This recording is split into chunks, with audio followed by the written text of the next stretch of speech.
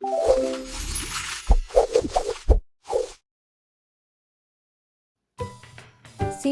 र कुकुर। एक दिन एउटा कुकुर जङ्गलको बाटो हिँड्दै थियो। अचानक एउटा ठुलो सिंह आफूतिर आउँदै गरेको उसले देख्यो। कुकुर झसङ्ग भयो। डरले उसको सास रोकियो। उसले सिंहले सिध्याउने नै भयो भन्ने सोच्यो।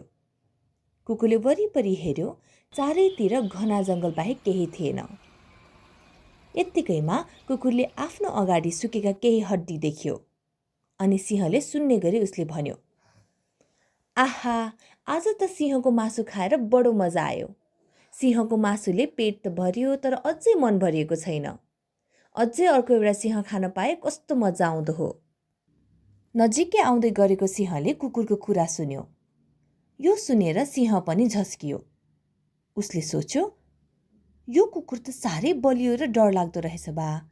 सिंहलाई पनि खाने? के हो, कुकुरको अगाडि पर्नु हुँदैन। ज्यान जोगाउनु पर्छ। हिजो आज मेरो दिन पनि राम्रो छैन। यस्तो सोचेर सिंह त्यहाँबाट भाग्यो। कुकुरले सिंहलाई मूर्ख बनाएको दृश्य एउटा बाँदरले रुखबाट हेरिरहेको थियो। बाँदरले सोच्यो, यो मोरा कुकुरले सिंहलाई मूर्ख बनाएको कुरा उसलाई सुनाइदिन्छु। अनि मेरो कुरा सुनेर सिंह खुसी हुनेछ। त्यसपछि सिंहबाट मैले कहिल्यै डराउनु पर्ने छैन। बाँदर हतार हतार रुखबाट झरेर सिंहतर्फ दौडियो। बाँदर सिंहतिर दौडिएको कुकुरले पनि देख्यो। कुकुरले सोच्यो, अब यो बाँदरले के उपद्रो गर्ने हो। पक्कै पनि यसले केही न केही काम बिगार्ने भयो। उता बाँदरले सिंहलाई सबै कुरा सुनायो। बाँदरको कुरा सुनेर सिंह रिसले चुर भयो। ऊ कुकुरदेखि रिसले मुरमुरायो। एउटा सामान्य कुकुरले मलाई मूर्ख बनाउने? आज यो कुकुरलाई नमारी छोड्दिन भन्दै बाँदरलाई आफ्नो पिठ्युमा बोकेर सिंह कुकुर भएतिर लाग्यो। यता कुकुर पनि सिंह आउने बाटो निहाल्दै उपाय सोच्न थाल्यो। पिठ्युमा बाँदर बोकेर आउँदै गरेको सिंह देखेर सुरुमा त कुकुर डरायो। त्यसपछि उसले विचार गरेर भन्यो, होइन, यो बाँदरले आउन किन ढिलो गरेको होला।